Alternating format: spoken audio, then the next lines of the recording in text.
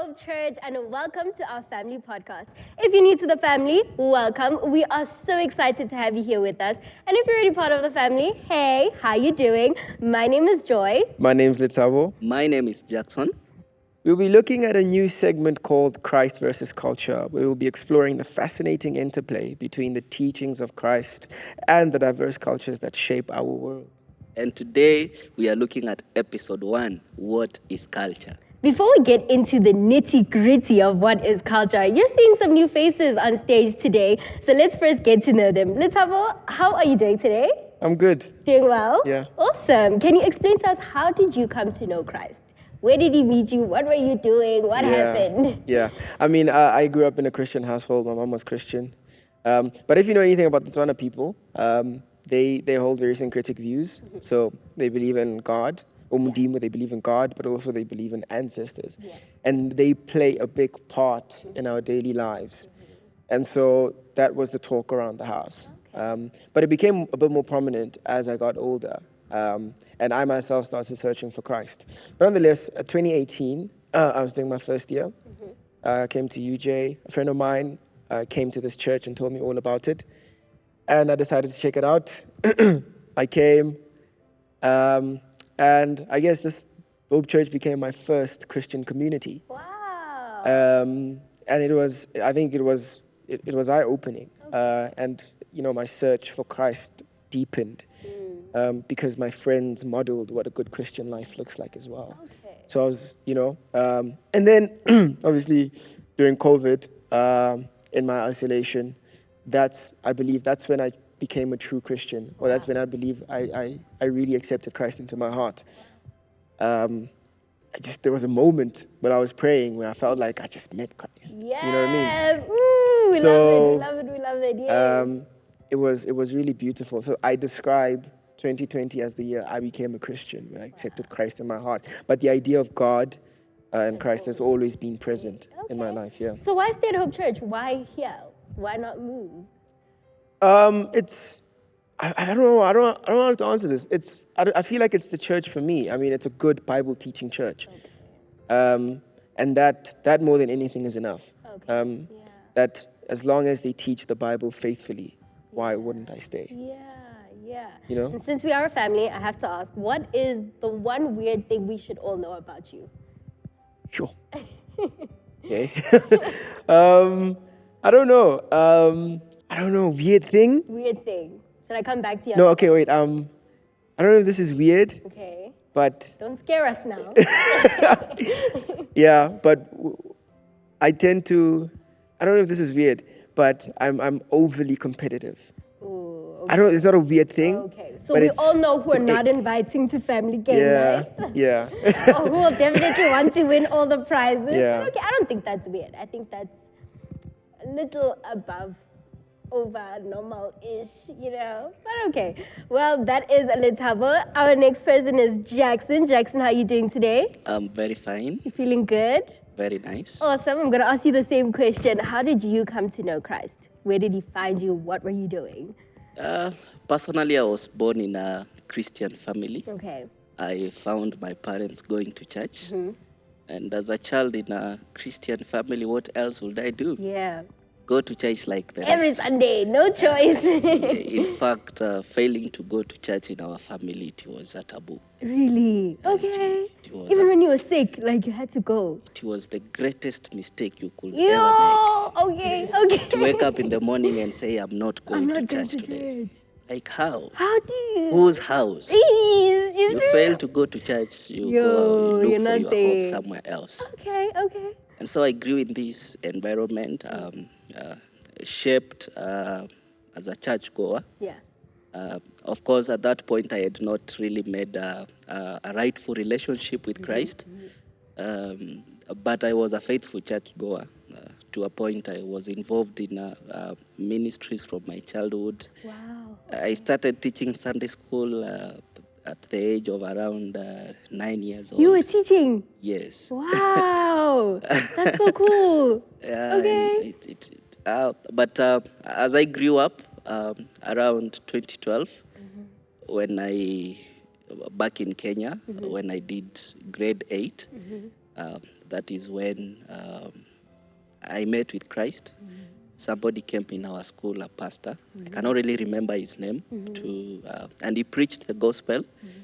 And well, I felt a need to stand on my own ground of faith, not to say that my mom is born again, my dad is born again, but to stand on a personal ground that I have gave my life to Christ. Wow. And so around 2012, in the beginning of 2013, I can say I began following the Christian faith seriously now. Wow, and since then it has been a journey of growth. And I thank God that I'm here today. Hey, we thank God too. We Yes. thank God too. Why Hope Church? Why this church specifically? Wow, I feel it's more of a family. Yes. Finding a family among brethren, I think it's a big thing for me. Yeah. We have grown in these environments where the church is no longer a family. It's like a personal business or some kind sort of it. When the church ends, everyone picks their luggages, goes home. Yeah. But Hope Church has given me warmth of a family. I feel identified here. Wink, wink, nudge, nudge, why you should come to Hope Church. But anyways, true, very true. And I already asked Letabo, so let me ask you, what is the one weird thing you want us to know about you? I'm extra introverted. Okay. If you're not used to me, you can think I hate you. Yet I Okay. don't. And you're not, you're just quiet. Okay, that's good. That's fair. I think it's only fair that I also answer the question. My one weird thing would probably be that I scream. I just randomly scream at stuff. If I like something, I'm like, ah! If I don't like something, I'm like, ah! If I see something, I'm like, ah! So if you just hear me screaming, I'm okay. I'm just really expressing a lot of emotions in the moment. So let's get into our episode for today, which is what is culture? And on stage we have two cultures, so let's get into that. What is culture to you first, Letabo? Yeah, I mean, culture, I believe, is a shared ideology, belief, art, language of a particular group of people. I myself am from the Tswana tribe, Tswana culture. So these are people who reside in the southern most part of Africa. It's really just people coming together who believe certain things and are convicted by those certain things. So more, you might find that there are teachings passed down through generations. So there are certain teachings that some of my family members hold that generations before them held. So I think that's Culture to you. that's what culture is to me. Beautiful, beautiful. Jackson, culture to you? I think in addition to that, he did mention a group of people, Yeah. A specific group of people. But I also think it is important to mention that it is a set of values within a specific context, which varies from one context to another. And these values are set to achieve certain goals that are acceptable in a certain community. For instance, when we are talking about things to do with morality, in Africa there are things that we affirm and there are things that we do not affirm. When we are talking about explanation of why do we suffer, what causes some things in our communities, the culture seeks to bring balance in all these things, and the only way to get to that truth is to shape how do people think and how do they behave around some things and around some ideologies. And so culture is meant to shape mentality of people living in a certain context in order to achieve a goal that certain context believes that it is right and it can be affirmed. Wow, true. I think Marcus Gray definitely stands or agrees with what we say when he says a people without knowledge of their past, history, or origin is like a culture, or rather a tree without its roots. So having those fundamental like-minded goals are the roots that shape our thoughts. I think Letabo mentioned he's from the Tswana culture, and so am I, but I feel like we're always starting with Letabo. Let's start with Jackson first. Jackson, what is your culture? What is it you guys hold dear? Maybe like 3 values, those roots that we hold dear, that your culture holds dear? Maybe it would be important to mention where I come from. Okay. I come from Kenya. Okay. In Kenya, we have 47 different cultures. Oh, okay. So 47 set of communities. Okay. Each community with a different culture. Of course, I cannot come from all of them. Yes. I come from one called Kamba. Kamba. Kamba community. It's the second popular community in Ooh, Kenya. okay. Sure. Like most of the African cultures, of course, there are some values which cut across the African cultures. But in our culture, some of the values which are held dear, number one, is the value of deity or explanation of the supernatural, where is God. And so you'll realize that mostly our cultures are surrounded around beliefs of ancestors, ancestral worship, forefathers, and what you could do and what you could not do in regards of what pleases them and what does not please them. And of course, the repercussion of what would happen if you do not go, how the culture states about that. And so the worship is revolved around Those libations, sacrifices, sometimes slaughtering of animals and blood to appease them, and so on. Okay. Also, communism, community is a very big thing in our culture. Oh, okay. Living together. In our place, a child does not belong to one parent. A child belongs to the community. And so if you are a child and you are walking on the road and a stranger meets you doing something which is not right, they are allowed to slap you. Oh, And when you get home, you are not allowed to report. you're not allowed to. You are not allowed to report. If you Yeah. report it, it becomes a problem because a stranger cannot slap you for nothing. Yeah, that's true. What were you doing? Yeah, what were you doing? What were you True. doing? Okay. So things like children becomes a community thing. There is that sense of community a lot in our culture.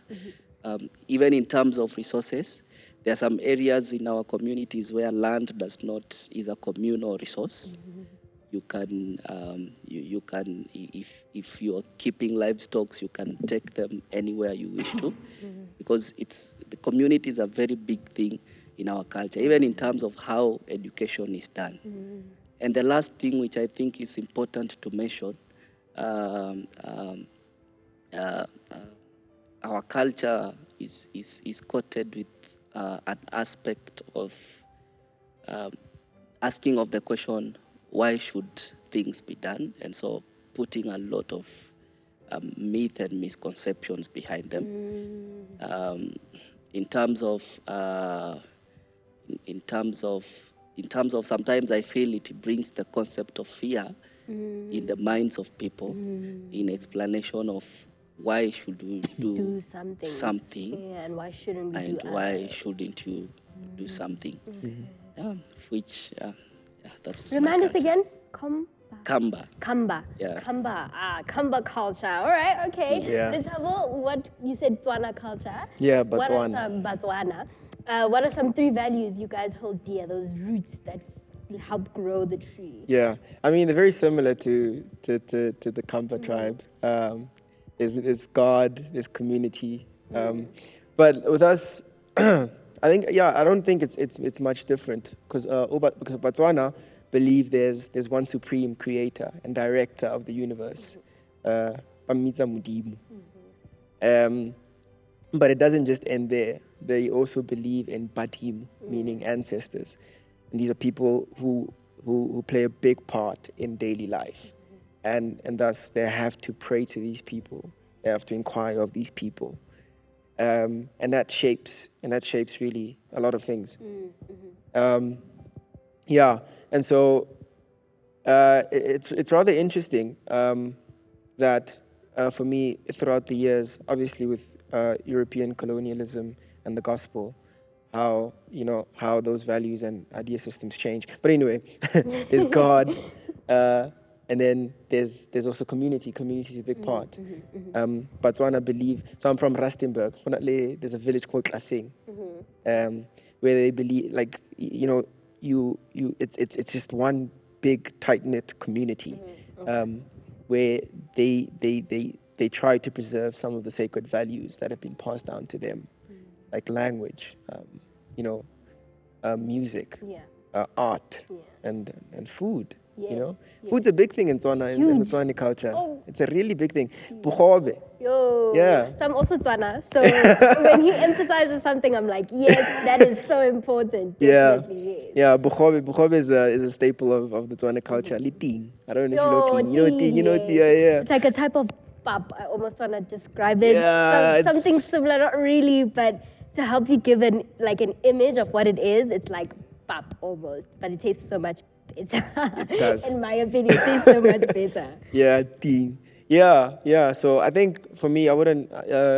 It's just highlighting that it's God and community. God, that we have to be in tune with a spiritual being, and then community. How do we preserve these ideals, these things that we were taught by our grandfathers and grandmothers? Well, it's definitely yes. Sure.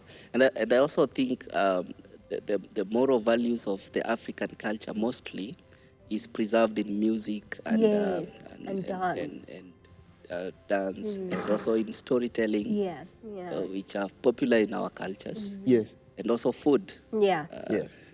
For instance, back in Kenya, every different community have a different food which they celebrate. Okay, for celebration. Different music. For example, we are the fastest playing tribe in Kenya. Okay, because you're the second popular. It doesn't make sense. And we only play with the legs. Oh, okay. Okay, sure. wow. Yeah. But my point is, music and food is a very important segment of the African culture, which I think is one of the parts that cuts across all the African countries. Definitely.